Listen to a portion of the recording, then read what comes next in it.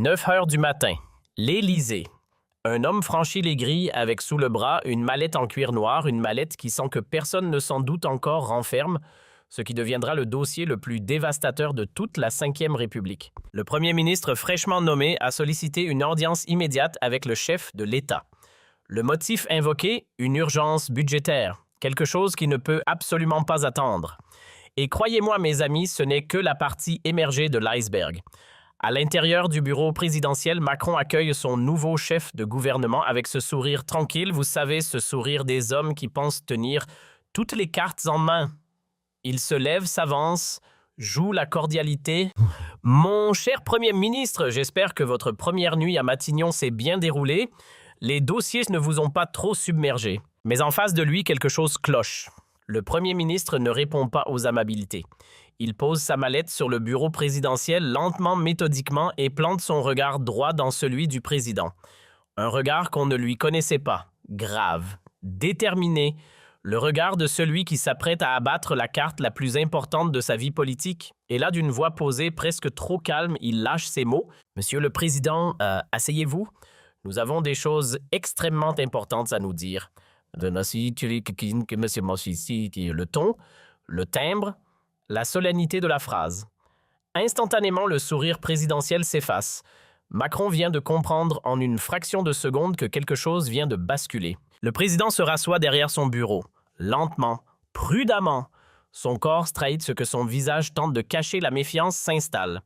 Pendant ce temps, en face de lui, le Premier ministre ouvre calmement sa mallette et commence à en extraire une liasse épaisse, très épaisse, qu'il dispose sur le bureau avec une précision chirurgicale. Document après document, méthodiquement. « De quoi s'agit-il exactement ?» demande Macron, la voix légèrement tendue. La réponse tombe, sèche, glaciale. D'un calme qui fait froid dans le dos, il s'agit de votre opération fusible et du fait que je refuse catégoriquement d'en être le bouc émissaire. Silence. Mes amis, imaginez la scène. Un silence assourdissant, comme on dit. Ce silence qui pèse 10 tonnes dans une pièce. Macron pâlit à vue d'œil, son teint vire au livide, et dans sa tête, ce sont des centaines de questions qui explosent en même temps. Comment est-ce possible? Comment son premier ministre nommé il y a à peine 24 heures peut-il être au courant d'une opération qui devait rester absolument totalement hermétiquement secrète? Il tente de reprendre le contrôle. Il bafouille. Je ne vois pas de quoi vous parlez, mais la voix tremble. L'assurance présidentielle s'effrite en direct. Et c'est précisément à cet instant que le Premier ministre dégaine.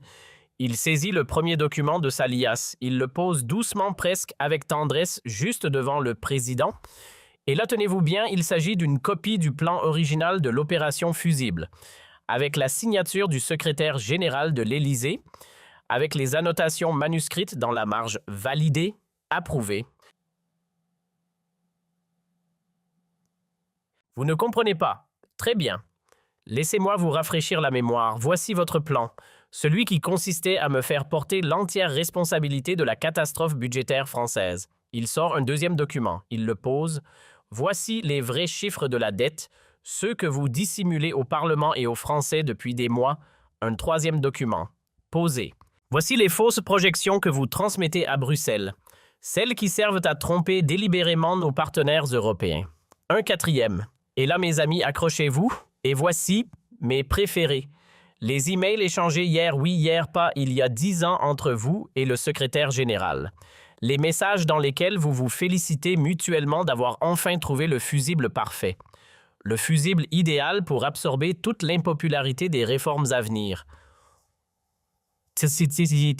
Chaque document qui tombe sur le bureau, c'est un clou de plus dans le cercueil politique d'Emmanuel Macron. Le président regarde les documents s'entasser devant lui, un par un. Et sur son visage, mes amis, il faut le voir pour le croire, c'est l'expression d'un homme qui assiste en direct à l'effondrement total de sa propre existence. Toute la stratégie échafaudée pendant des mois, tous les mensonges soigneusement construits, toutes les manipulations orchestrées avec minutie, tout cela étalé, exposé, documenté là sur son propre bureau présidentiel. Il tente une dernière manœuvre. La voix hésitante, il essaie de noyer le poisson. Écoutez, la situation est plus complexe qu'il n'y paraît. Il y a des impératifs d'État que vous ne percevez sans doute pas encore. Erreur, énorme erreur. Car à ces mots, le Premier ministre explose. Littéralement. Des mois, que dis-je, des années de loyauté bafouée explosent en une seule salve. Anid Santi soumis complexe, vous osez employer le mot complexe. Vous truquez les comptes publics de la République. Vous mentez en permanence aux Français, vous trahissez nos alliés européens. Et par-dessus le marché, vous planifiez froidement de me sacrifier pour sauver votre petite carrière personnelle. Et ça, pour vous, c'est de la complexité? Non, monsieur le président. Ça, c'est la découverte glaçante qu'on a dédié toute une carrière à servir un homme qui considère la France comme son jouet personnel. Macron blêmit. Il tente désespérément de reprendre la main. Calmez-vous. Vous ne mesurez pas les enjeux. Les enjeux! Le Premier ministre éclate d'un rire amer. Un rire qui n'a rien de joyeux. Un rire qui claque dans la pièce comme une gifle. Je les mesure parfaitement, les enjeux. Le véritable enjeu, le seul qui compte à vos yeux, c'est votre survie politique. Et pour l'assurer, vous êtes prêt à détruire absolument n'importe qui. Il retourne s'asseoir lentement face au président, et là, il extrait de sa mallette une liasse, épaisse, lourde. Il la pose sur le bureau dans un bruit sec, ce bruit qui résonne dans la pièce comme un couperet qui tombe. Voici ma réponse à votre opération fusible. 300 pages. 300 pages, monsieur le président, qui documente méthodiquement des années entières de mensonges présidentiels. Toutes vos promesses trahies, tous vos chiffres trafiqués, toutes vos manipulations de l'opinion publique, le tout accompagné de preuves, de témoignages, de documents officiels tamponnés signés irréfutables. Macron saisit le dossier. Il feuillette les premières pages, et plus il lit, plus son teint vire au blanc craie. Ce qu'il tient entre ses mains, c'est sa propre destruction politique. Définitive, irrémédiable, sans possibilité de retour. Alors d'une voix brisée, une voix qu'on ne lui connaissait pas, une voix qui n'a plus rien de présidentiel, il murmure « Qu'est-ce que vous voulez ?» Le Premier ministre se penche en avant, lentement. Il approche son visage de celui du président. Et quand il reprend la parole, sa voix n'est plus une voix humaine ordinaire, c'est de l'acier trempé, froid, tranchant, implacable. Ce que je veux, votre démission pure et simple de la présidence de la République française. Vous avez exactement 24 heures pour l'annoncer au pays. Passé ce délai, je rends public l'intégralité de ce dossier. L'ultimatum tombe, séquel brutal, comme le couperet d'une guillotine. Macron essaie tout, il proteste, il tente de négocier, il cherche à gagner du temps, à rallumer le dialogue, à plaider l'intérêt supérieur de l'État. Mais en face, c'est un mur de certitude. Le Premier ministre ne cède pas d'1 millimètre. Il est devenu inflexible. Il rassemble ses documents, un par un, il les range soigneusement dans sa mallette en cuir noir, puis il se lève. Et il s'en va laissant le président seul dans l'immense bureau présidentiel seul, avec ses mensonges seuls, avec ses manigances seuls, avec la terreur qui lui tord désormais les entrailles. Avant de franchir la porte, il se retourne une dernière fois. Et il lâche d'une voix tranquille mais définitive « 24 heures, monsieur le président. Après ça, c'est moi qui fixerai les règles du jeu. »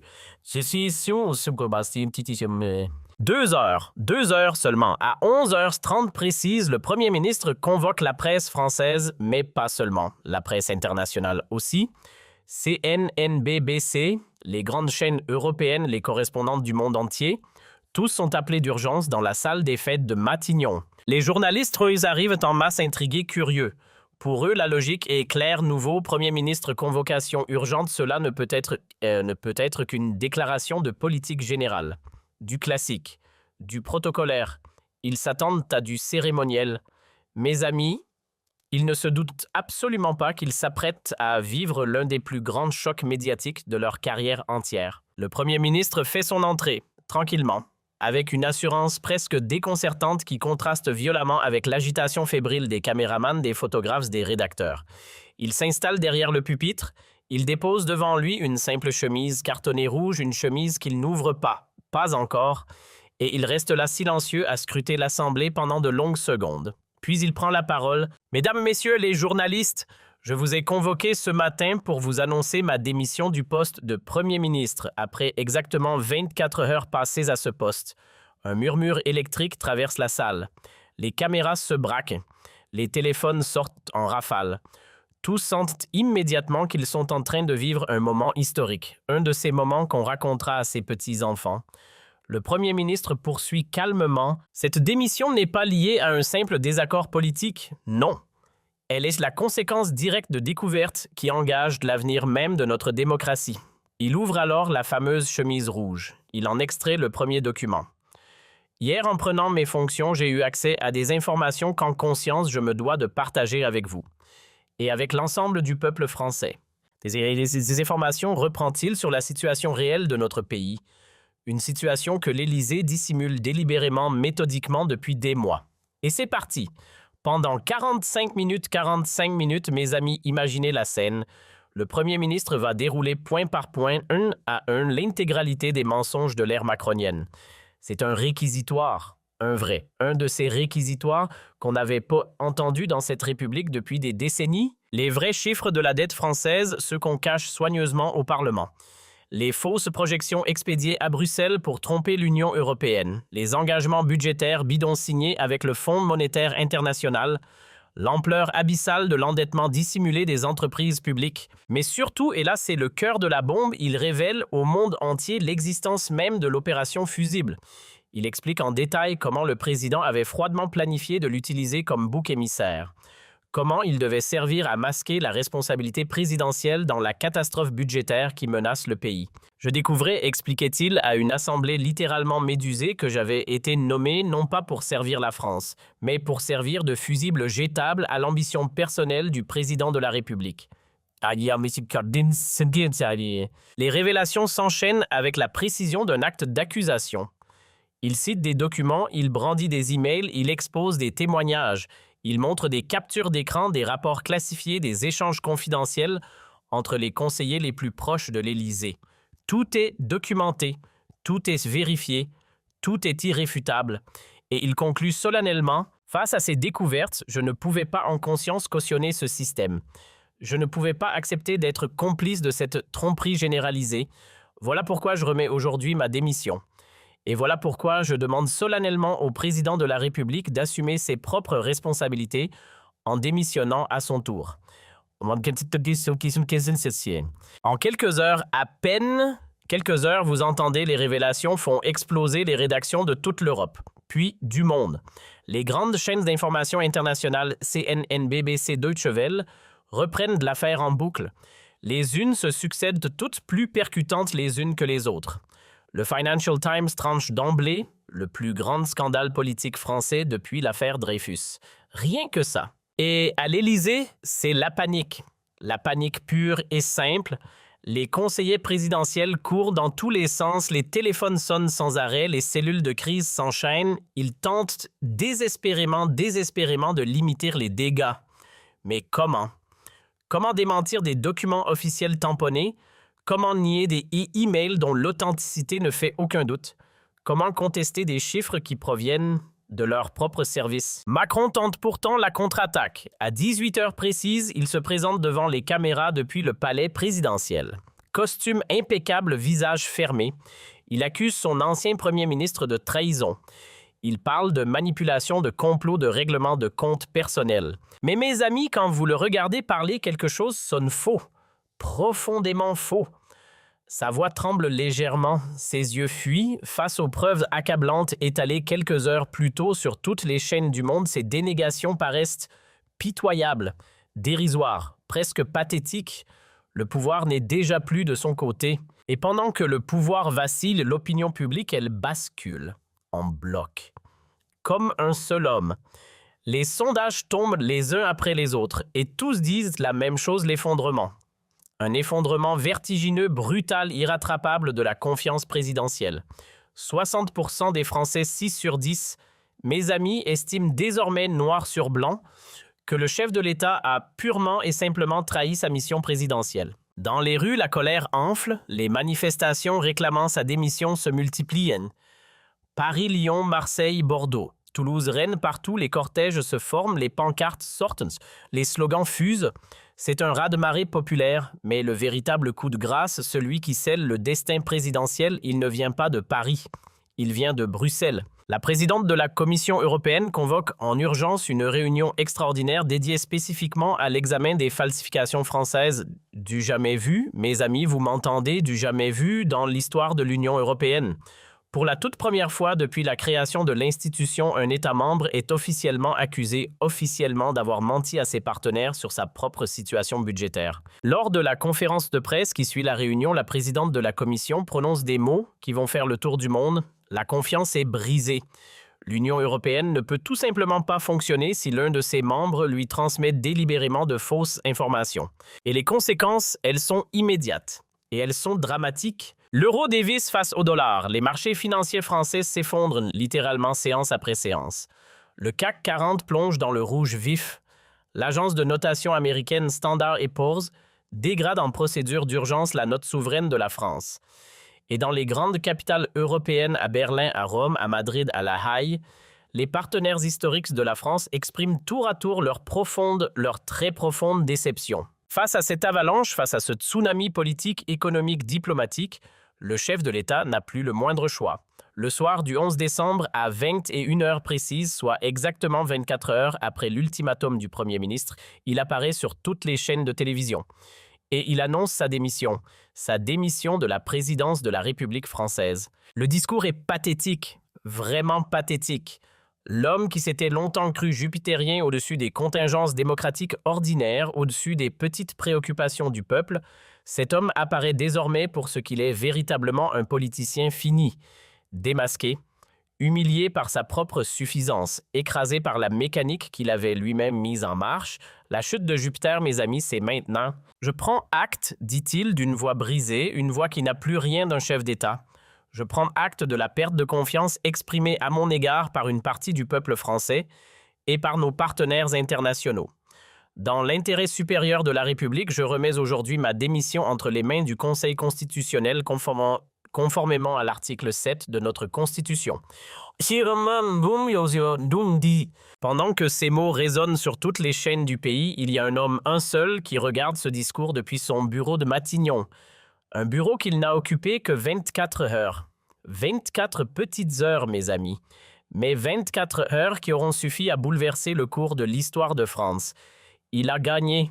Il a remporté la partie, il a sauvé la démocratie française de celui qui était devenu son principal prédateur. Mais sa victoire a un goût amer, un goût de cendre, car en abattant le président, il a aussi inévitablement exposé au grand jour l'ampleur réelle de la crise française. Les vrais chiffres désormais publics, ceux qui circulaient en secret dans les hautes sphères, plongent à présent le pays tout entier dans l'incertitude la plus totale. Les partenaires européens blessés dans leur confiance réclament des comptes. Ils exigent des réparations, des explications, des garanties. La France va devoir négocier un plan de redressement et ce plan sera humiliant, il faut le dire clairement. L'ancien Premier ministre le sait, il en a pleine conscience. Il a fait ce qu'il devait faire, ce que l'honneur commandait de faire, mais le prix à payer pour le pays sera colossal, énorme. La France mettra des années, peut-être des décennies, à se remettre des mensonges accumulés durant toute une ère. Mais au moins, et c'est l'essentiel, elle pourra le faire dans la vérité, dans la dignité retrouvée, dans l'honneur restauré. Aujourd'hui, quand on évoque dans les livres d'histoire les 24 heures qui ont changé la France, on parle de ce jour-là, de ce jour précis, de cet homme précis. 24 heures pendant lesquelles un homme intègre a choisi de sacrifier sa propre carrière plutôt que de cautionner un système fondé de part en part sur le mensonge. 24 heures qui auront démontré une vérité fondamentale dans une démocratie, il suffit parfois d'un seul homme, un seul, pour tout faire basculer. Le président avait cru trouver en lui l'instrument parfait de sa survie politique, l'outil idéal, le fusible docile. Mais en lui donnant accès à tous les secrets d'État, à tous sans exception, il a lui-même de ses propres mains créé les conditions exactes de sa propre destruction. Il lui a fourni sur un plateau d'argent toutes les armes nécessaires pour l'anéantir. Et c'est là, mes amis, c'est là toute l'ironie ultime de cette histoire extraordinaire. Le plus court mandat de Premier ministre de toute l'histoire française aura été de très loin le plus déterminant. 24 heures. C'est tout ce qu'il aura fallu à un homme d'honneur, un vrai, pour mesurer l'ampleur abyssale de la corruption et trouver en lui-même le courage rarissime de la dénoncer au monde entier. Il n'aura été Premier ministre qu'une seule journée, une. Mais cette journée-là, cette unique journée, aura sauvé la République française. 24 heures, c'est tout ce qu'il aura fallu pour faire trembler l'Élysée sur ses fondations. 24 heures pour plonger un président jupitérien dans le plus grand choc, la plus grande humiliation, le plus grand effondrement de toute sa présidence. Hier matin, mes amis, vous vous rendez compte, il était nommé Premier ministre lors d'une cérémonie officielle en grande pompe. Costume sombre, poignée de main flash des photographes protocole républicain dans toute sa splendeur. Et aujourd'hui, il remet sa démission. Avec aux lèvres un sourire énigmatique, un sourire indéchiffrable. Un sourire qui glace littéralement le sang du président de la République. Mais alors, que s'est-il passé? Que s'est-il vraiment passé pendant ces 24 heures qui allaient changer le cours de l'histoire politique française? Ce que vous allez découvrir maintenant, mes amis, dépasse de très loin tout ce qu'on peut imaginer sur ce qui se trame dans les couloirs feutrés du pouvoir.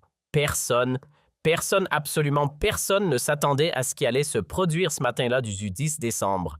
Pas l'entourage présidentiel qui savourait déjà cette nomination soi-disant stratégique, pas les commentateurs politiques des grandes chaînes, pas les journalistes aguerris des salles de rédaction, et certainement pas lui, le principal intéressé, qui ignorait encore complètement dans quel piège diabolique on venait de le faire tomber. Pour comprendre, il faut remonter à la veille. 24 heures plus tôt, dans le bureau ovale de l'Élysée, le président fait les 100 pas devant la grande fenêtre. Il observe silencieusement les jardins présidentiels où au loin quelques journalistes patientent déjà appareils photo en bandoulière dans l'attente de l'annonce officielle. Autour de la grande table de réunion, ses conseillers les plus proches sont rassemblés. Le secrétaire général de l'Élysée fidèle parmi les fidèles depuis 8 longues années. Le conseiller en communication, celui qui orchestre depuis des années chaque virgule, chaque intonation, chaque pause des discours présidentiels. Et puis l'homme de l'ombre, celui qui connaît absolument tous les secrets du palais, tous les dossiers sensibles, tous les cadavres dans les placards. Tous affichent cette satisfaction particulière, cette satisfaction de courtisans qui viennent tout juste de régler, croient-ils, un problème majeur. Car il faut rappeler le contexte, mes amis. Le contexte est crucial. 3 jours plus tôt, seulement le précédent premier ministre vient d'être renversé par un vote de censure à l'Assemblée nationale, du jamais vu depuis des décennies. La France se retrouve plongée dans une crise gouvernementale sans précédent. Les manifestations se multiplient dans toutes les grandes villes. Les syndicats de fait exceptionnel appellent conjointement à la grève générale. L'opinion publique bout, elle réclame des comptes, elle exige des réponses. Il faut donc un nouveau premier ministre et il le faut vite, très vite. Le choix est parfait, explique le secrétaire général en consultant ses notes soigneusement préparées. Loyal. D'une loyauté absolue et éprouvée depuis des années, il maîtrise parfaitement les dossiers de la défense. Et surtout, il marque ici une pause lourde de sens, une pause qui en dit long. Et surtout, il ne posera aucune question embarrassante sur les chiffres budgétaires. Le président sourit, un sourire satisfait, un sourire de prédateur. C'est exactement mot pour mot ce qu'il voulait entendre. L'homme qu'on s'apprête à nommer est prévisible. Il est malléable. Il est parfaitement contrôlable. L'ancien ministre de la Défense a toujours obéi aux directives présidentielles, sans jamais broncher, sans jamais émettre la moindre objection. Il ne risque donc absolument pas de découvrir ce que l'Élysée dissimule soigneusement depuis des mois entiers. « Parfait », murmure le chef de l'État en ajustant machinalement sa cravate devant le miroir. Il comprend parfaitement les règles du jeu, il exécutera nos décisions sans créer la moindre vague.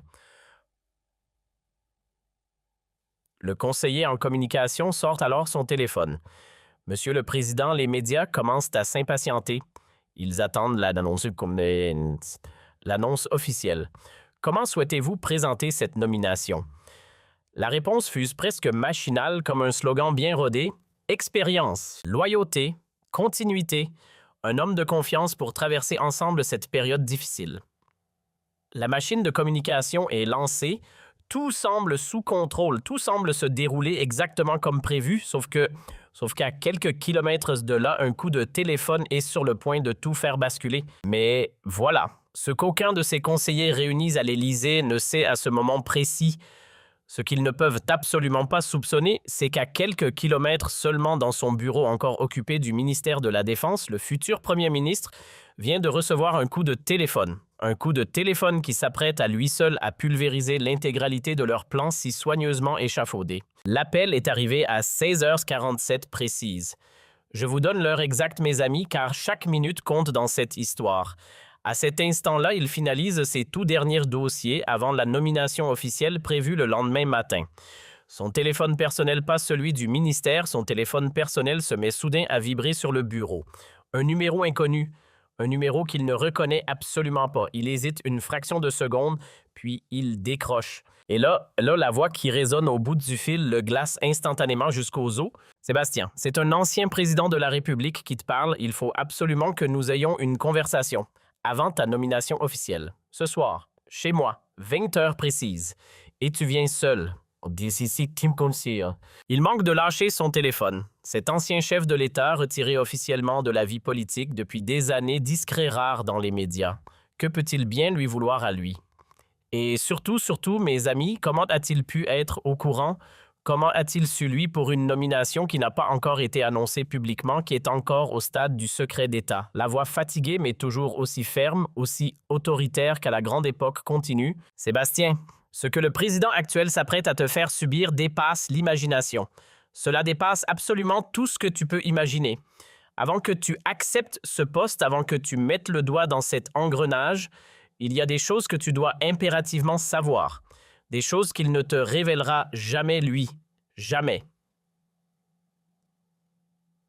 Le rendez-vous s'est fixé dans la résidence privée de cet ancien président, boulevard Saint-Germain, un lieu discret, un lieu à l'écart, loin des caméras, loin des oreilles indiscrètes, loin du regard du pouvoir. Quand il arrive à 20 heures précises, pas une minute plus tôt, pas une minute plus tard, il trouve son mentor installé dans son bureau personnel, entouré de dossiers, de piles de documents soigneusement classés, des documents qu'il semble étudier méthodiquement depuis des heures entières. « Que se passe-t-il » demande-t-il en prenant place en face de cet homme qui l'a toujours guidé dans sa carrière. L'ancien chef de l'État ne prend aucun détour, aucune circonvolution. Il ne perd pas une seconde en politesse inutile. Il sort un dossier épais, un dossier marqué d'un tampon rouge vif, secret défense, et il le pousse lentement, gravement à travers la table avec le poids solennel d'un homme qui s'apprête à dévoiler un secret d'État majeur. Ce dossier que tu as sous les yeux, écoute-moi bien, Sébastien, ce dossier contient la réelle situation financière de la France. Pas celle qu'on présente au Parlement en grande pompe, pas celle qu'on communique tranquillement aux médias. Non, la réalité brute, les chiffres nus, ceux que même les ministres en exercice ne connaissent absolument pas. Il ouvre le dossier, il parcourt les premières pages, et ce qu'il y lit lui glace littéralement le sang dans les veines. La dette française, elle ne s'élève pas à 110% du PIB comme on l'annonce officiellement avec force conférence de presse. Non, elle atteint en réalité près de 180% si l'on comptabilise comme il se doit l'ensemble des engagements cachés. Les déficits des entreprises publiques systématiquement minorés dans les comptes officiels maquillés édulcorés représentent à eux seuls l'équivalent de 400 milliards d'euros. 400 milliards, mes amis, de passifs non provisionnés, cachés dans les replis de la comptabilité publique. « Mon Dieu !»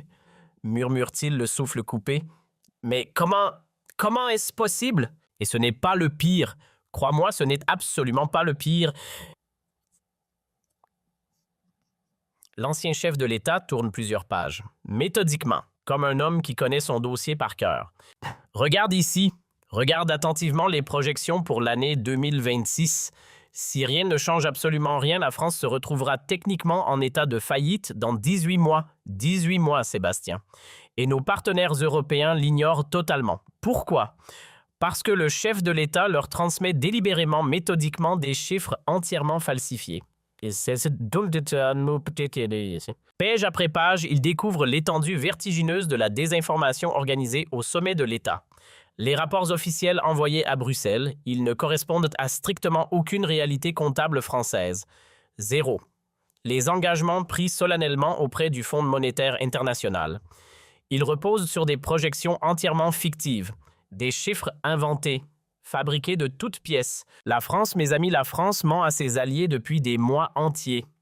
Pour une seule raison, masquer l'effondrement en cours de ses finances publiques. Mais le plus choquant, le vraiment choquant, celui qui le fait littéralement bondir de sa chaise, arrive au milieu du dossier. Un document, un seul, daté d'à peine 3 semaines plus tôt, un titre qui lui saute aux yeux comme une gifle, Opération fusible gestion de la crise budgétaire par nomination stratégique d'un nouveau premier ministre. Il blêmit, il balbutie incrédule, ils ont planifié de me sacrifier. L'ancien président hoche gravement la tête, un hochement lourd, un hochement qui confirme tout. Tu étais désigné pour être le bouc émissaire parfait, Sébastien. Écoute-moi bien, dans 3 semaines exactement, on t'aurait fait découvrir ces chiffres catastrophiques. En grande pompe. Tu aurais été tenu d'exprimer ton choc publiquement devant les caméras, puis de présenter un plan d'austérité draconien impopulaire au possible. Tu serais devenu l'homme le plus détesté de France en quelques semaines à peine et ensuite tu aurais dû démissionner écrasé par la pression et le président lui serait réapparu tel le sauveur providentiel. Le plan est d'un cynisme absolu, parfait, chirurgical. Mes amis, laissez-moi vous le dire, c'est du cynisme à l'état pur. Il aurait été utilisé, purement et simplement utilisé comme un fusible humain, absorbant absolument toute l'impopularité des mesures pénibles à venir avant d'être jeté, mis au rebut, froissé et balancé comme un vulgaire mouchoir en papier usagé. Et pendant ce temps, le président serait resté au pouvoir, tranquillement, confortablement, en sacrifiant son propre premier ministre sur l'autel de sa survie politique. « Mais pourquoi me révélez-vous tout cela ?» demande-t-il encore sous le choc, la voix presque blanche. L'ancien chef de l'État se lève, avec difficulté. L'âge se fait sentir, il se dirige lentement vers la grande fenêtre qui donne sur les lumières scintillantes de Paris. Il reste un long moment silencieux à contempler la ville qu'il a dirigée jadis, puis il parle sans se retourner, parce que j'ai consacré toute ma vie, absolument toute ma vie, à servir cette République, et je ne pourrai jamais laisser un homme aussi cynique la détruire de l'intérieur. Et puis, parce que je te connais, Sébastien, je te connais depuis longtemps, tu es un homme intègre. Tu mérites de savoir exactement dans quel piège on est en train d'essayer de te faire tomber. Cette nuit-là, mes amis, il n'a pas fermé l'œil une seule seconde. Pas une. Il est rentré chez lui avec sous le bras une copie complète du fameux dossier et il a passé des heures entières, 3, 4, 5 heures, à éplucher minutieusement chaque document, à vérifier chaque chiffre, à décortiquer chaque projection, page après page, colonne après colonne. Et plus il avance dans sa lecture, plus une chose monte en lui, une colère froide, une colère sourde, une colère qui grandit à chaque nouvelle révélation. Parce que non seulement le président lui ment effrontément ouvertement les yeux dans les yeux, mais en plus, il planifie froidement de le sacrifier, de la manière la plus lâche, la plus vile, la plus méprisable qui soit. Vers 3 heures du matin, 3 heures, notez bien l'heure, mes amis. Il prend une décision qui, sans qu'il le sache encore lui-même, va littéralement changer le cours de l'histoire politique française.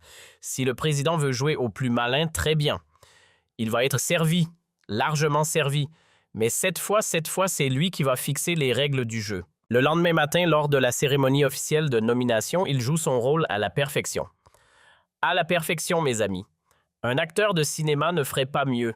Sourire de circonstances parfaitement calibré, poignée de main chaleureuse prolongée avec le président, déclaration convenue presque émouvante sur l'honneur immense de servir la France. Mais à l'intérieur, il bout. Littéralement, il sait exactement ce qui l'attend dans les prochaines semaines. Il connaît chaque détail du piège qui se referme. Et il a déjà son plan bien arrêté en tête. Dès son arrivée officielle à Matignon, dès le lendemain matin, il met ce plan en action.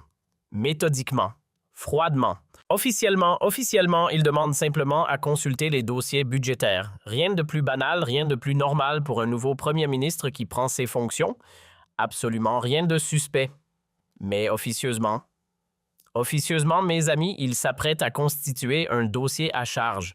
Un dossier à charge dévastateur contre le président, en utilisant pour ce faire les ressources même de l'État. Sa toute première demande en prend plus d'un au dépourvu. Elle surprend, elle interpelle, elle intrigue ses collaborateurs. Je veux tous les documents concernant les véritables finances françaises. Tous. Je ne veux pas les versions édulcorées pour usage interne. Je ne veux pas les synthèses soigneusement préparées pour la presse. Non. Les vrais chiffres, les chiffres bruts avec l'intégralité des engagements hors bilan. Son directeur de cabinet, un ancien haut fonctionnaire aguerri rompu depuis des décennies, aux arcanes les plus tortueuses de la comptabilité publique, fronce les sourcils. Il hésite. Monsieur le Premier ministre, certains de ces documents sont classifiés au plus haut niveau. La réponse fuse, immédiate, tranchante. J'ai l'habilitation la plus élevée de la République, la plus élevée après celle du président lui-même. Je veux tout voir, absolument tout. Le ton ne souffre aucune discussion. Aucune. La machine vient de se mettre en marche. En quelques heures, seulement quelques heures, mes amis, les bureaux de Matignon se sont littéralement transformés en véritables centres de crise. Les dossiers s'empilent sur la table de travail du nouveau chef du gouvernement. Ils arrivent par dizaines, par centaines. Les vraies projections budgétaires, l'endettement caché, dissimulé, maquillé des entreprises publiques, les engagements internationaux jamais provisionnés, les déficits masqués des collectivités locales soigneusement camouflés dans des recoins comptables obscurs. Et plus les documents s'accumulent, plus une évidence terrible s'impose, l'ampleur réelle de la catastrophe dépasse, et de très loin même les révélations déjà terrifiantes du dossier que lui avait transmis son mentor la veille au soir. Mais il ne s'arrête pas là. Pas question. Il formule alors une demande inédite, une demande qui laisse ses collaborateurs perplexes. Il réclame l'historique complet exhaustif, intégral des communications officielles émanant de la présidence. Tous les discours, toutes les déclarations publiques, absolument tous les chiffres annoncés ces dernières années par le président et son proche entourage. Vous souhaitez conduire une analyse de cohérence, monsieur le Premier ministre? Demande son directeur de cabinet, visiblement intrigué par cette requête inhabituelle. Quelque chose dans ce genre-là, répond-il simplement avec ce sourire énigmatique dont il commence à avoir le secret. Mais en réalité, mes amis, en réalité, le travail qu'il est en train d'accomplir est bien plus vaste, bien plus redoutable. Il constitue méticuleusement, patiemment un dossier monumental qui va documenter des années entières de mensonges venus du sommet de l'État. Chaque promesse trahie, chaque chiffre manipulé, chaque petit arrangement avec la vérité. Son objectif clair dans son esprit, démontrer preuve à l'appui que toute l'administration présidentielle repose intégralement sur un système de désinformation systématique. Et c'est justement l'après-midi même qu'il fait une découverte qui va le révolter au plus haut point. Dans les archives des correspondances entre le palais présidentiel et Matignon, il tombe sur un échange d'emails datant de la veille. La veille, vous entendez, entre le président et son secrétaire général. « Il est parfait pour le rôle », écrit le secrétaire général, et il continue. Il précise son analyse, suffisamment loyale pour ne pas broncher dans les premières semaines, suffisamment intègre pour que sa chute paraisse parfaitement crédible au moment où nous révélerons enfin les vrais chiffres au pays. La réponse du président, elle arrive dans la foulée. Et elle est stylée d'un cynisme qui glace littéralement le sang. Excellente analyse. Sa solide réputation d'honnêteté rendra sa démission d'autant plus efficace pour nous dédouaner auprès de l'opinion. Préparez-moi rapidement le calendrier précis de l'opération fusible. En lisant ces lignes, il serre les poings, si fort que les jointures de ses doigts deviennent blanches. Il parle de lui, mes amis.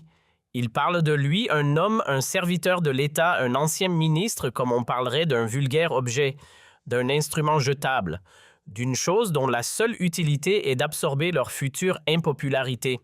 Pour le président, il n'est même pas considéré comme un homme politique respectable. Il est un simple fusible humain. Un fusible qu'on fera sauter le moment venu quand ce sera commode. Cette découverte, cet échange d'emails, ces mots d'un mépris absolu achèvent de le convaincre. Définitivement, il ne peut pas, il ne doit pas, il n'a pas le droit de laisser passer ça. Pas seulement pour lui-même, non, mes amis. Pour tous ceux qui, après lui, subiraient inévitablement le même traitement. Pour tous ces hauts serviteurs de l'État que le président considère manifestement comme de simples pions sur son grand échiquier personnel. Des pions qu'on déplace, qu'on utilise et qu'on sacrifie sans état d'âme. Le soir même, il convoque une réunion d'urgence avec ses collaborateurs les plus proches. Officiellement, un simple briefing sur les priorités du nouveau gouvernement, la routine, rien que de très normal. Officieusement, mes amis, c'est une véritable déclaration de guerre. Une déclaration de guerre à la présidence elle-même. Il s'installe au bout de la longue table de la salle du conseil. Il regarde un à un ses collaborateurs présents et il prend la parole d'une voix posée. « Mesdames, messieurs, ce que je vais vous demander va très certainement vous surprendre. Je veux que vous me prépariez dans les plus brefs délais un rapport complet, exhaustif, documenté sur les incohérences de la politique gouvernementale menée ces dernières années. » Son directeur de cabinet fronce les sourcils. Il hésite, il cherche à comprendre. « Un audit de gestion, monsieur le Premier ministre. » La réponse tombe glaciale sans appel. « Non, je veux les preuves concrètes, de tous les mensonges, de toutes les dissimulations, de toutes les manipulations de l'opinion publique. » Un silence s'abat sur la salle du Conseil. Un silence pesant.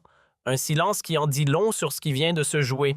Jamais, jamais, mes amis, vous entendez jamais dans toute l'histoire de la Ve République, un premier ministre n'avait osé demander un tel dossier, un dossier à charge contre le chef de l'État qui vient de le nommer. Du jamais vu, du jamais imaginé. La conseillère en communication ose prendre la parole. D'une voix mal assurée, « Monsieur le Premier ministre, puis-je vous demander, avec tout le respect que je vous dois, quel est l'objectif précis de ce travail? » Il sourit. Mais ce sourire, mes amis, ce sourire n'a absolument rien de rassurant. C'est le sourire d'un homme qui sait exactement où il va. L'objectif, c'est le président lui-même. Exactement ce qu'il mérite. Cette nuit-là, Matignon ne dort pas. C'est l'effervescence totale. Une effervescence comme on n'en avait pas connue depuis des années. Les équipes travaillent d'arrache-pied, sans relâche, sans pause, épluchant des années entières d'archives, vérifiant des milliers et des milliers de documents, recoupant méticuleusement chaque déclaration, chaque témoignage, chaque communiqué officiel. Pièce par pièce, ils reconstituent le puzzle. Un puzzle immense, un puzzle terrifiant. Le puzzle complet de la désinformation présidentielle organisée depuis des années. Et quel puzzle, mes amis! Quel puzzle effarant! Des années entières de mensonges méthodiques, organisés, industrialisés. Les chiffres officiels du chômage artificiellement minorés. Les promesses électorales abandonnées sans la moindre explication au peuple. Les réformes présentées comme sociales alors qu'elles étaient dans les faits profondément antisociales. Les prétendus succès diplomatiques inventés purement et simplement de toutes pièces. Les bilans économiques systématiquement maquillés, trafiqués, embellis. À la fin de la nuit, il a entre les mains de quoi faire tomber, mais pas seulement le président. Non, de quoi faire tomber tout l'édifice de communication présidentielle patiemment construit pendant toutes ces années. Pendant ce temps, pendant que Matignon est en ébullition à quelques centaines de mètres, de là seulement le président dort paisiblement dans les appartements privés du palais présidentiel. Paisiblement, sereinement, du sommeil du juste. Convaincu, mes amis, absolument convaincu d'avoir parfaitement réglé ses problèmes en procédant à cette nomination, il ignore totalement qu'il vient de commettre la plus grave, la plus catastrophique erreur de toute sa carrière politique. Le matin du 11 décembre arrive, et lui, le nouveau Premier ministre, se réveille avec la satisfaction tranquille du devoir accompli. Son dossier est fin prêt. 300 pages. 300 pages, mes amis, de révélations explosives. Toutes documentées, toutes vérifiées, toutes strictement absolument irréfutables. De quoi pulvériser définitivement et de manière irrévocable la crédibilité du président et de toute sa garde rapprochée. Mais attention, ce n'est pas tout. Ce n'est pas tout, mes amis. Il a aussi préparé méticuleusement sa sortie, parce que pas question une seule seconde de démissionner discrètement dans son coin comme un ministre ordinaire en fin de parcours. Non, il va frapper un grand coup. Un coup spectaculaire, un coup qui marquera à tout jamais l'histoire politique française. À 9 heures précises, il se présente à l'entrée du palais présidentiel, son dossier serré sous le bras. Il demande à voir le président immédiatement prétextant une urgence nationale d'extrême gravité. Le chef de l'État le reçoit dans son bureau, avec aux lèvres ce sourire confiant, tellement confiant de celui qui croit sincèrement naïvement contrôler parfaitement la situation. Mon cher Premier ministre, j'espère sincèrement que votre première nuit à Matignon s'est bien passée. Il ne sait pas encore, mais il ne lui reste à ce moment-là que quelques minutes avant que son monde, son univers entier ne s'effondre définitivement. Il pose son dossier sur le bureau présidentiel, doucement, mais fermement, et il plante son regard dans celui du président. « Monsieur le Président, nous devons parler, et parler très sérieusement. » Le ton est si grave, si lourd, si inhabituel que le président cesse immédiatement de sourire. Son visage se fige. Il jette un coup d'œil rapide au dossier posé devant lui, Puis, il relève la tête et cette fois, son expression a radicalement changé la méfiance, s'y lit désormais brute sans masque. De quoi s'agit-il exactement? La réponse tombe calme, posé. Presque trop calme en fait. Il s'agit de votre opération fusible et du fait que je refuse catégoriquement d'être votre bouc émissaire. Le silence qui suit est assourdissant. Le président devient livide, son teint vire au blanc. Des questions se bousculent dans sa tête à une vitesse folle. Comment est-ce possible? Comment son premier ministre, à peine nommé, peut-il déjà être au courant? Comment a-t-il pu découvrir en si peu de temps ce qui était censé rester absolument totalement secret? Je ne vois absolument pas de quoi vous parlez, bégait le président. Alors il ouvre son dossier et il en sort une liasse de documents qu'il étale méthodiquement sur le bureau présidentiel. Vraiment, vous ne voyez pas. Alors peut-être que ces documents vont vous rafraîchir la mémoire. Voici le plan complet de l'opération fusible, avec votre signature dessus en bas à droite. Voici les vrais chiffres de la dette française, ceux que vous dissimulez depuis des mois entiers. Voici les faux documents que vous avez transmis aux instances européennes. Et voici... Il sort alors une toute dernière feuille. Il la pose devant le président, lentement, comme on pose un ultimatum.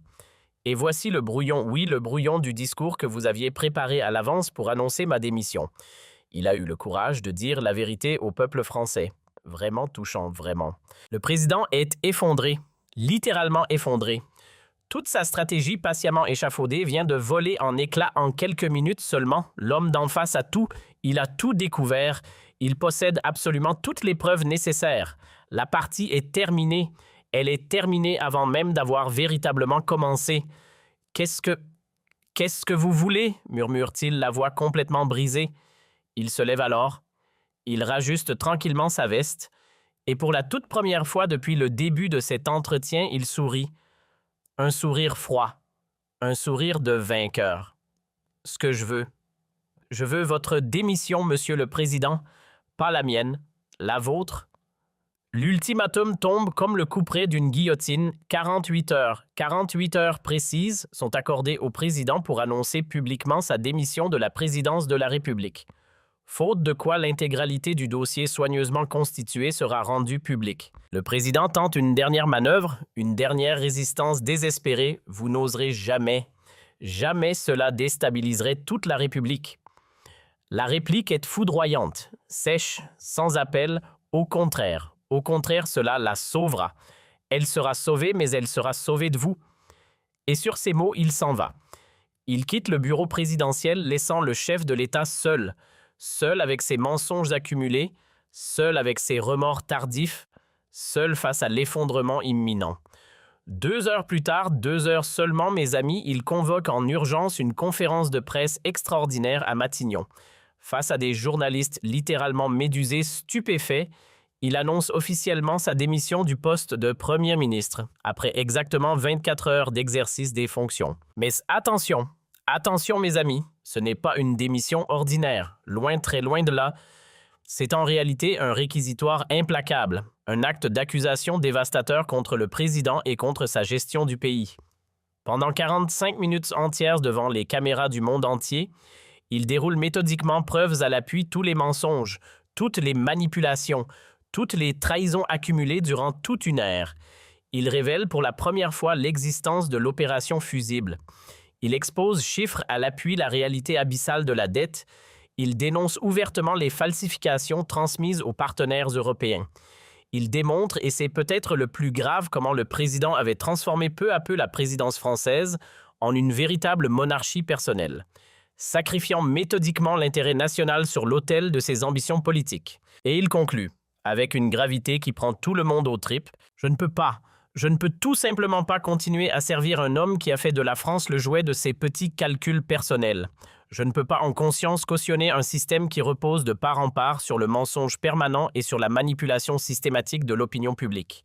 Voilà pourquoi aujourd'hui je démissionne. Et voilà pourquoi je demande solennellement devant vous tous, au président de la République, de faire exactement la même chose. » L'impact est immédiat, foudroyant. Mes amis, imaginez la scène des journalistes figés, des caméras qui tremblent entre les mains des opérateurs des rédactions du monde entier, qui comprennent en direct qu'elles assistent à un séisme politique historique. Et en quelques heures seulement, les révélations font littéralement le tour de l'Europe, puis du monde. Les plus grands médias internationaux titrent tous sur ce qui est désormais qualifié de plus grand scandale politique français depuis l'affaire Dreyfus. Rien que ça. Les marchés financiers s'affolent. L'euro rechute brutalement face au dollar. Et dans le palais présidentiel, c'est la panique totale, généralisée, incontrôlable. Le président tente bien quelque chose. Il essaie de résister. Il essaie de nier en bloc. Il essaie de minimiser la portée des révélations. Mais les preuves sont accablantes, écrasantes, irréfutables. Et l'opinion publique, elle s'est retournée comme un gant, littéralement. En 48 heures à peine, sa cote de confiance s'effondre de 40 points. 40 points, mes amis. Du jamais vu dans la vie politique française. Les manifestations réclamant sa démission se multiplient. Paris, Lyon, Marseille, Nantes, Strasbourg. Dans toutes les grandes villes du pays, les cortèges gonflent d'heure en heure. Mais le vrai coup de grâce, le coup fatal, celui qui scelle définitivement le destin présidentiel, il ne vient pas de Paris. Il vient de Bruxelles. La présidente de la Commission européenne convoque en urgence une réunion extraordinaire des institutions communautaires. Son objectif à peine voilé examiner dans le détail les révélations sur les falsifications françaises. Et elle menace ouvertement de suspendre la France de ses propres institutions si le chef de l'État ne quitte pas ses fonctions. Face à cette avalanche, face à ce tsunami politique, économique et diplomatique sans précédent, le président n'a plus le moindre choix. Plus aucune marge de manœuvre, plus aucune porte de sortie. Le 13 décembre, soit exactement 72 heures, mes amis. 72 heures chrono après la nomination triomphale de son premier ministre, il apparaît devant les caméras du pays et il annonce sa démission de la présidence de la République française. Son discours d'adieu est pathétique, il faut le dire, profondément pathétique. L'homme qui s'était longtemps cru au-dessus des lois démocratiques ordinaires. L'homme qui avait pensé sincèrement pouvoir manipuler le peuple français indéfiniment. L'homme qui avait froidement sacrifié l'honneur national sur l'autel de sa propre survie politique. Cet homme-là apparaît aujourd'hui devant les caméras du monde entier pour ce qu'il est véritablement un politicien fini, démasqué, humilié jusque dans ses moindres fibres. Je prends acte, dit-il, d'une voix brisée. Je prends acte des révélations de ces derniers jours. Je prends acte de la perte de confiance exprimée par le peuple français. Dans l'intérêt supérieur de la République, je remets aujourd'hui ma démission entre les mains du Conseil constitutionnel. Et ainsi s'achève une ère entière de la vie politique française, effacée, balayée, réduite à néant en à peine 72 heures. Et pendant ce discours d'adieu, pendant que le président solde devant le pays entier sa carrière politique, il y a un homme qui regarde la scène. Un seul, depuis son bureau de Matignon, ce bureau qu'il n'a occupé que pendant 24 heures. 24 petites heures, mes amis. Mais 24 heures qui auront amplement suffi à réécrire l'histoire de France. Il a gagné. La partie est remportée. Il a sauvé la démocratie française des griffes de celui qui était devenu son principal prédateur de l'intérieur. Mais sa victoire, et c'est là toute la tragédie, sa victoire a un goût profondément amer, un goût de cendre, parce qu'en abattant le président, en le démasquant devant le monde entier, il a aussi inévitablement exposé au grand jour l'ampleur réelle abyssale de la crise française. Les vrais chiffres de la dette désormais connus de tous plongent brutalement le pays dans la récession. Les partenaires européens, découvrant à leur tour l'étendue colossale des mensonges français, ne restent pas silencieux. Non. Ils réclament des comptes, ils exigent des réparations financières, et ils ne plaisantent pas. La France se retrouve alors isolée, affaiblie, fragilisée sur la scène internationale, contrainte dans la douleur de négocier un plan de sauvetage humiliant avec le Fonds monétaire international. Il le sait, mes amis, il le sait parfaitement. Il a fait ce qu'il devait faire, ce que sa conscience lui commandait de faire, mais le prix à payer pour le pays sera énorme, colossal. Il faudra des années, peut-être même une décennie entière avant que la France ne se remette de toute cette ère et de ses mensonges accumulés. Mais au moins, et c'est l'essentiel, elle pourra le faire dans la vérité, dans la dignité enfin retrouvée. Aujourd'hui, quand on évoque les 24 heures qui ont changé la France, c'est à ce jour-là qu'on pense à cet homme-là. 24 heures pendant lesquelles un homme intègre a choisi délibérément, courageusement de sacrifier sa propre carrière, plutôt que de cautionner un système corrompu jusqu'à la moelle. 24 heures qui auront démontré une vérité fondamentale universelle dans une démocratie digne de ce nom. La vérité finit toujours par triompher du mensonge. Le président pensait avoir trouvé en lui l'instrument parfait de sa survie politique, l'outil idéal, le pion docile. Il a créé de ses propres mains les conditions précises de sa chute. En voulant utiliser un homme d'honneur comme simple fusible, il a commis l'erreur fatale. Il a donné à cet homme toutes les armes nécessaires pour le détruire. Voilà, mes amis, voilà l'ultime ironie de cette histoire extraordinaire. Le mandat le plus court de Premier ministre de toute l'histoire française aura été de très loin le plus décisif. 24 heures qui ont suffi à un homme pour prendre la mesure exacte de la corruption et trouver en lui-même le courage rarissime de la dénoncer au monde entier. Et quand l'histoire avec un grand H jugera un jour cette période, elle retiendra probablement ceci, que dans les moments les plus sombres, les plus désespérés de la République, il se trouve toujours quelqu'un pour se lever, pour défendre ses valeurs. Même si ce combat ne dure que 24 heures, même si le prix à payer est démesuré, même si l'avenir reste au lendemain de la tempête profondément incertain. Il n'aura été Premier ministre qu'une seule journée, mais cette journée-là, cette unique journée, aura sauvé la démocratie française. Démocratie française, démocratie française, démocratie française, démocratie